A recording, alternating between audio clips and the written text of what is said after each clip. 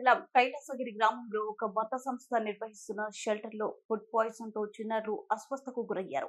ఆదివారం మధ్యాహ్నం ఆహారాన్ని తీసుకున్న వెంటనే చిన్నారులు అస్వస్థకు గురి కావడంతో ఇళ్లకు పంపించేశారు. ఈ నేపథ్యంలో సోమవారం ఉదయం చిన్నారుల పరిస్థితి విషమించడంతో నర్సీపట్నం ఏరియా ఆసుపత్రికి చికిత్స నిమిత్తం తరలించారు. మెరుగైన చికిత్సకు వైజాగ్ తరలిస్తున్నామని తెలిపారు.